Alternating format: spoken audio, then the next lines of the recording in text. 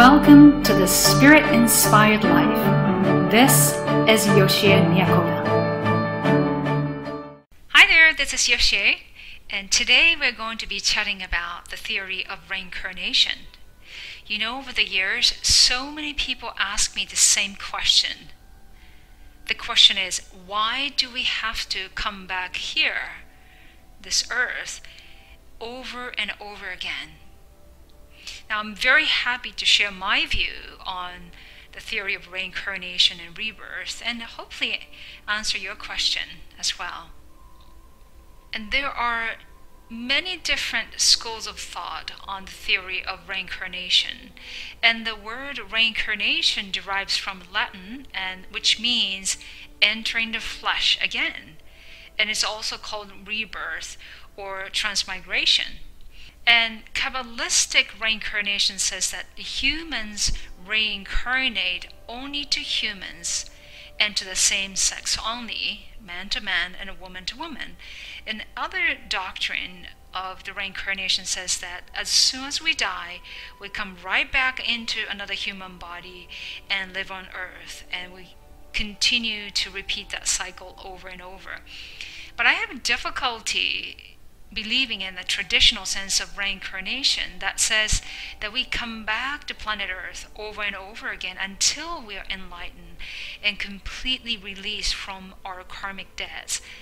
And the reason is that, you know, our universe is incredibly vast, which contains countless galaxies. And our known galaxy, our planet Earth is part of, is incredibly vast, right? And again, we have countless galaxies in the universe. And now our scientists are even talking about a strong possibility of multiple universes. So we can easily conclude that Earth is not the center of the universe, and that there may exist many planets like planet Earth and in the universe. So, you know, working as a spiritual medium for a number of years, and I'm very much conscious of the fact that there are multiple dimensions surrounding our planet that spirits can go to and create life experiences and learn lessons and progress. So why do we have to keep coming back to Earth when there are many places, the planets and stars and dimensions that surround each planet and star that souls can go to and progress and create experiences? You know, I believe that we don't have to. We don't have to come back here over and over again. Because it's hard to believe that, you know, Earth is the only place spirits keep coming back to and embody a physical form so that they can progress and become enlightened. And to me, this idea seems very limiting when our spirit is limitless as well as the universe. And there are special cases where souls choose to come back to Earth to fulfill a mission. But many spirits are able to work with people here on Earth without coming into an infant body. They don't need to embody a physical body to create experiences here on Earth. They don't need to start all over again from infancy to learn lessons or fulfill their mission on Earth. And knowing some of the amazing things spirits can do, they can use any open and willing channels to bring through the light of consciousness into this world. But what about past life regression? And, you know, when people go through past life regression and view what seems like an earthly experience, it doesn't necessarily mean that they are viewing an earthly experience or have lived on Earth before. Again, there may be countless planets that look exactly like Earth in the universe. And here's another mind-blowing factor, that you are a multi-dimensional being. Your spirits could be having multiple soul experiences on Earth and other places.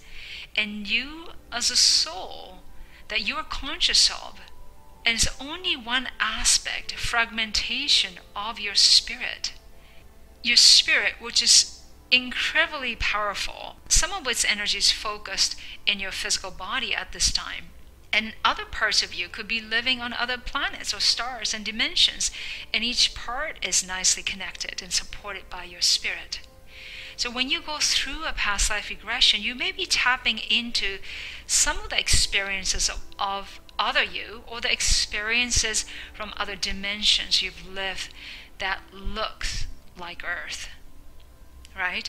So what about the past life recall? And there are many instances where, family member here on Earth resembles another family member who is in the spirit world. Now, let's say you have a daughter named Amy, and Amy bears a strikingly resemblance to your mother, Anna, who is in spirit. And Amy speaks and behaves like Anna, and they even share the same birthday. They also have matching birthmarks, right? Amy even recalled the memories that were only shared between you and your mother. What if Amy looked directly into your eyes and even called you my dear child, which Anna used to say to you? Are the proofs strong enough to conclude that Amy is a reincarnated version of your mother, Anna? I would have said yes if I didn't know anything about mediumship. So often people jump straight to conclusions that Amy is a reincarnated version of Anna. But most so-called reincarnation proofs are simple demonstrations of mediumship. Now let's say a small child is able to tell great details of his so-called previous earthly life experiences. And let's say this child is able to recall being a pilot on Earth in 1950. And he's even able to recall his name and where he lived, right? And if you don't know the mechanics of mediumship, and one would immediately assume that the child is recalling his past life of being a pilot. But from a mediumistic point of view, first of all, the child is a medium, an open channel. And the second, the spirit who used to be a pilot, now is a spirit communicator, is using the open channel, the medium, of course, with the permission of the child's soul, in this case the child, right, we're talking about, to retell his earthly memories of being a pilot through this child, in the hope that the information gets somehow passed on to his loved ones who still remain here on Earth, and also demonstrate the existence of spiritual intelligence that we are part of. And it's also demonstrating that we are capable of communicating with a spiritual intelligence. And in fact, there is something similar to this happen, and it was concluded as a past life recall. But in this case, as this child grows up, he completely forgets this experience simply because it was just a mediumistic experience. And in our earlier example, we talked about Amy's behavior resembling her grandmother, Anna, right? And it may be because Amy is extremely mediumistic, and she is excellent at blending with the energy of her grandmother, or the grandmother is able to overshadow her. And so she's able to receive, because of it, she's able to receive amazingly accurate information from Anna in spirit.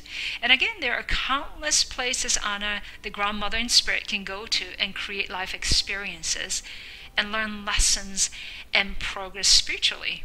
And plus, Anna doesn't have to embody a physical form to fulfill her mission or work or help people here on Earth. So, let me ask you this question: why would you want to come back here?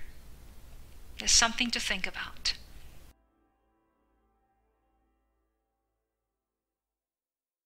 Thanks for tuning in. If you would like to awaken your spirit and unleash your spiritual gold within, please visit YoshieMiakoda.com. That's YoshieMiakoda.com. And you can access the 3-part video series to unleash your spiritual potential. Now open your heart and be courageous and live out your divine purpose today.